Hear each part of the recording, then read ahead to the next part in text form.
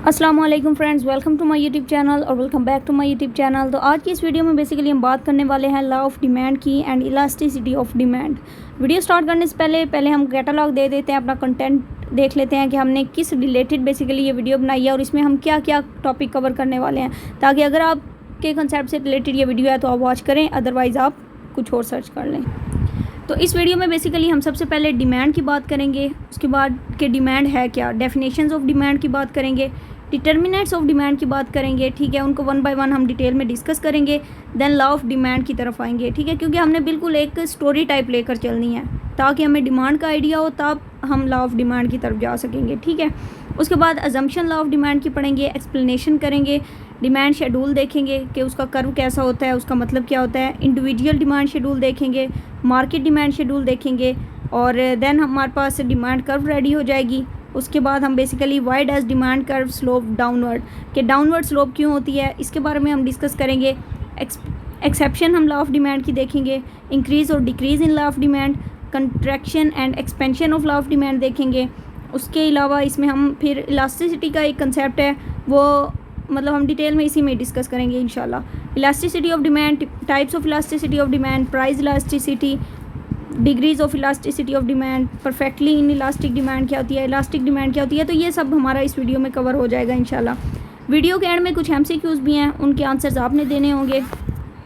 आप कैसे देंगे कि सिंपल हम MCQs आपको दिखा देंगे, आपने फिर जितना भी लेक्चर नोट किया होगा या अगर आपको जितनी समझ आई होगी आप इंशाल्लाह उसके थ्रू ईज़िली मैनेज कर सकेंगे वो MCQs। सो एनीवे, अब हम वीडियो का स्टार्ट लेते हैं। तो सबसे पहले हम बात करते हैं कि डिमांड क्या होती है।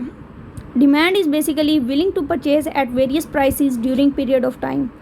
इन other words, able to purchase at various prices during period of time, कि इंसान जब विलिंगनेस भी उसकी होती है और उसके अलावा वो एबल भी होता है कोई भी चीज़ परचेज़ करने में, तो उसको हम कहते हैं ये उसकी डिमांड है।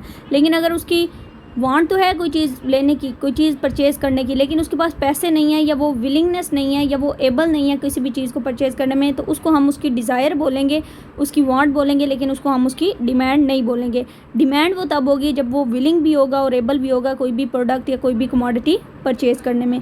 तो ये थी बेसिकली डिमांड की डेफिनेशन।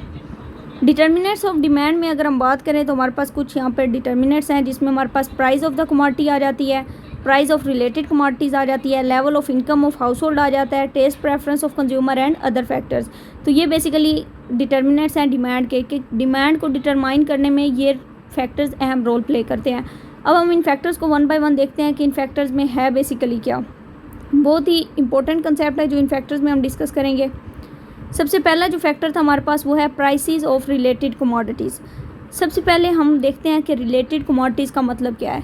इसमें हमारे पास आ जाता है complementary goods and substitute goods. Complementary goods कौन सी गुड्स होती हैं? ऐसी गुड्स जो एक दूसरे के लिए लाजमी हों। फॉर एग्जांपल, कार है तो उसके लिए पेट्रोल चाहिए ही चाहिए, कार और पेट्रोल एक दूसरे के लिए बहुत इंपॉर्टेंट है। पेन या इंक की बात हम कर लेते हैं, विदाउट इंक पेन हमारे किसी काम का नहीं है। अगर हमने पेन लिया है तो हमें इंक परचेज़ करनी ही पड़ेगी। तो ये होती हैं कम्प्लीमेंट्री गुड्स। जब एक गुड्स की प्राइस इंक्रीज़ होती है तो अदर गुड की डिमांड ऑटोमेटिकली इंक्रीज़ हो जाती है।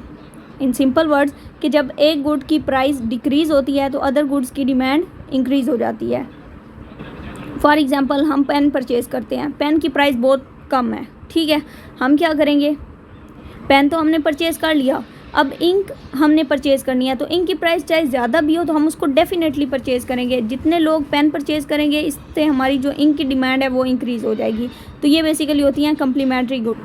सेकंड कंसेप्ट हमारे पास है substituting goods. Substituting goods basically कौन सी होती हैं? जैसे टी एंड कॉफ़ी, एक चीज़ का अल्टरनेटिव, जैसे for example tomato and yoghurt. Some time अगर हमने कोई भी रेसिपी रेडी करनी हो, ठीक है, उसमें हमारे पास टमाटर नहीं है या टोमेटो नहीं है, तो हम उसकी जगह दही या फिर योगर्ट यूज़ कर लेते हैं, ठीक है। इसी तरह चीनी नहीं है तो हम उसकी जगह गुड़ यूज़ कर लेते हैं। तो बेसिकली ये होती हैं सब्सटीट्यूट गुड्स जो एक दूसरे का अल्टरनेटिव होती हैं। इसमें अगर हमारे पास एक कमोडिटी की प्राइस डिक्रीज़ होती है तो अदर कमोडिटी की डिमांड इंक्रीज़ हो जाती है। फॉर एग्जांपल, अगर टी की प्राइस डिक्रीज़ हो गई है, ठीक है, तो जो डिमांड है कॉफ़ी की वो भी डिक्रीज़ हो जाएगी। तो ये बेसिकली है सब्सटीट्यूटिंग गुड्स। उसके बाद हमारे पास है अदर डिटर्मिनेंट्स में हमारे पास आ रहे थे level of income. Level of income basically ये है कि जब हमारी इनकम इंक्रीज़ होती है तो डेफिनेटली हमारी जो डिमांड है वो भी इंक्रीज़ हो जाती है, क्योंकि हमारी परचेजिंग पावर इंक्रीज़ हो जाती है। जहाँ पर आपके घर में जस्ट एक फ्रूट आ रहा था उसकी जगह आपके घर में डबल फ्रूट आने लग जाएगा अगर आपकी इनकम इंक्रीज़ हो जाती है तो। उसके अलावा हमारे पास टेस्ट एंड प्रेफरेंस था कि कंज्यूमर का टेस्ट चेंज होने की वजह से भी डिमांड इफेक्ट होती है। अदर फैक्टर में पॉपुलेशन आ जाती है हमारे पास, ठीक है।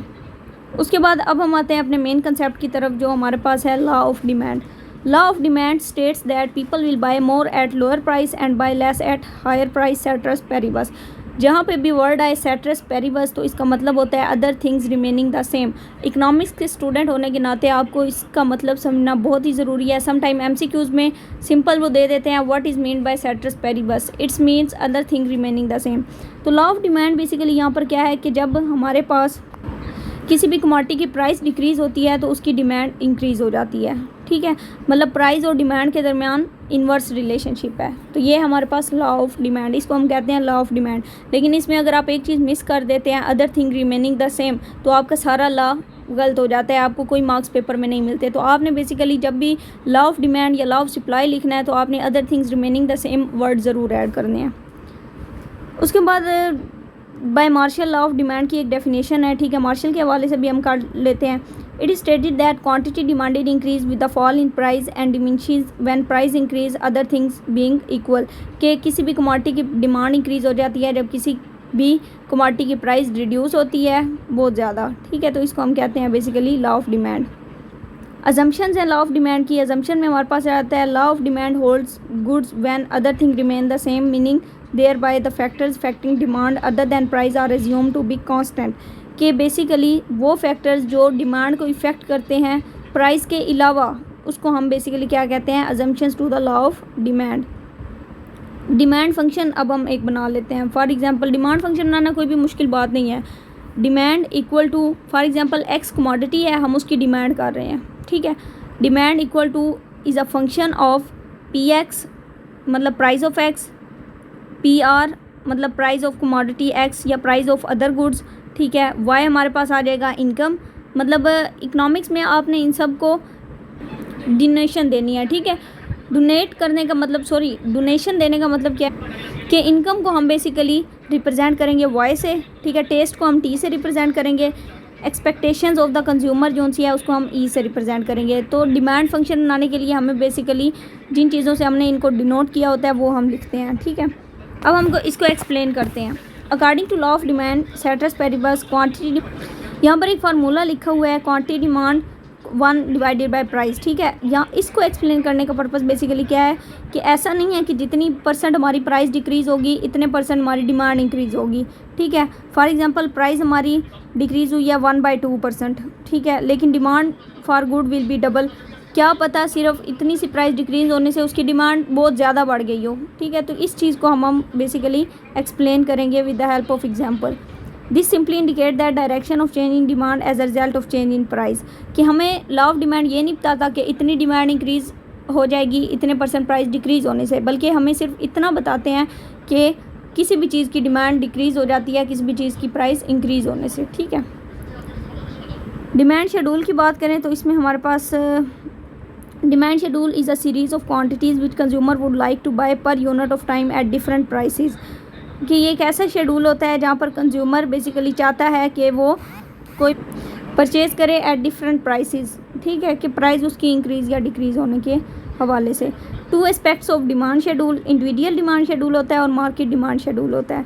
इंडिविजुअल डिमांड शेड्यूल की अगर हम बात करें तो इसमें बेसिकली हम देख रहे हैं स्क्रीन में आपको नज़र आ रहा होगा कि प्राइस ऑफ पर यूनिट हमारे पास है 1 2 3 4, ठीक है। फॉर एग्जांपल फर्स्ट जो हमारे पास प्राइस है वो प्राइस हमारे पास 1 रुपीज़ है तो हमारी जो डिमांड है वो 4 यूनिट्स की है। इसी तरह जब प्राइस बढ़ जाती है उसी प्रोडक्ट की 2 रुपये हो जाती है तो हमारी बेसिकली क्या है डिमांड जो डिक्रीज़ हो जाएगी। इस तरह प्राइस की बढ़ने से बेसिकली हमारी देखें डिमांड जो सी है वो डिक्रीज़ होती जा रही है। तो लॉ ऑफ डिमांड यहाँ पर अप्लाई करता है कि बेसिकली जैसे जैसे प्राइस इंक्रीज़ होगी वैसे वैसे डिमांड इंक्रीज़ होगी। और ये ह्यूमन नेचर है कि बेसिकली जब भी प्राइस इंक्रीज़ होती है तो उस चीज़ की डिमांड डिक्रीज़ हो जाती है। दिस टेबल डिफाइंस और shows that quantities of a given commodity which an individual consumer will buy at all possible prices at a given time. कि बेसिकली ये वो क्वांटिटीज़ हैं, वो प्राइसेस हैं जिस पर कंज्यूमर विलिंग होता है कोई भी प्रोडक्ट परचेज़ करने के लिए, कि जैसे ही प्राइस इंक्रीज़ होगी उसकी डिमांड भी डिक्रीज़ हो जाएगी। ये इंडिविजुअल डिमांड शेड्यूल था। अब हम मार्केट डिमांड शेड्यूल की अगर बात करें, it is defined as the quantities of a given commodity which all consumer will buy at all possible prices at a given moment of time. के market में basically हम तमाम कंज्यूमर की बात करते हैं, तो इसमें बेसिकली हम ओवरऑल मार्केट की बात करते हैं और more than 2 commodities, more than 2 consumer की हम बात करते हैं। फॉर एग्जांपल देखें, price of commodity x, price अगर हमारे पास एक भी है तो इसमें हमारे पास चल जाएगी, ठीक है। मार्केट डिमांड शेड्यूल में अब price of commodity x 1 rupees है, डिमांड ऑफ ए मतलब ए इंडिविजुअल की डिमांड 4 है, बी इंडिविजुअल की डिमांड 5 है, और जो मार्केट डिमांड बनेगी वो इनको प्लस करके बनेगी और वो है 4 + 5 = 9। इसी तरह प्राइस ऑफ कमोडिटी एक्स जब हमारे पास बढ़ जाती है, कंज्यूमर की डिमांड इसलिए डिफरेंट हो सकती है क्योंकि डिफरेंट कंज्यूमर हैं, उनकी विलिंगनेस टू पे डिफरेंट होती है, तो इसलिए। लेकिन हमारी मार्केट डिमांड 2 इंडिविजुअल की डिमांड को जब हम कंबाइन करके डिस्कस करते हैं तो उसको हम कहते हैं मार्केट डिमांड। अगर हम इस टेबल की एक्सप्लेनेशन देखें तो it indicates that when price of X is ₹1 per unit, demand of A is for 4 unit, demand of B is for 5 unit, thus the market demand is 9 unit at the price increase demand decrease, कि जैसे ही price increase होती है हमारी demand decrease हो जाती है। अब demand curve की अगर हम बात करें तो बेसिकली डिमांड कर्व हमारे पास डाउनवर्ड स्लोप होती है। ये देखें, इंडिविजुअल डिमांड कर्व में हमारे पास ये डाउनवर्ड स्लोप है। जैसे ही आप प्राइसेस को एक्स एक्सिस पे पुट करेंगे, वाई एक्सिस पे क्वांटिटीज़ को पुट करेंगे, तो ऑटोमेटिकली आपकी कर्व ऐसी बनेगी जो डाउनवर्ड स्लोप होगी। The demand curve slope downward from left to right. Sometime ये मतलब MCQs आ जाता है कि demand curve left to right होती है और राइट टू लेफ़्ट होती है, तो वहाँ पर आपने ये इंपॉर्टेंट अपने माइंड में याद रखना है कि demand curve left to right होती है। When price is high demand is low. Market demand की अगर बात करें तो ये हमारे पास मार्केट डिमांड है, इसमें भी वही एक्सप्लेनेशन होगी कि जब प्राइसेस इंक्रीज़ होती हैं डिमांड डिक्रीज़ हो जाती है, और जब डिमांड डिक्रीज़ होती है प्राइसेस इंक्रीज़ हो जाती हैं। बहुत इंपॉर्टेंट नेक्स्ट हमारे पास क्वेश्चन है, why does demand curve slope downward, कि डिमांड कर्व डाउनवर्ड क्यों स्लोप होती है। सबसे पहले हमारे पास है income effect. It is the effect that a change in a person real income caused by change in the price of commodity has on the quantity of that commodity, कि basically जब हमारे पास इनकम हमारी change होती है तो demand change हो जाती है, ठीक है।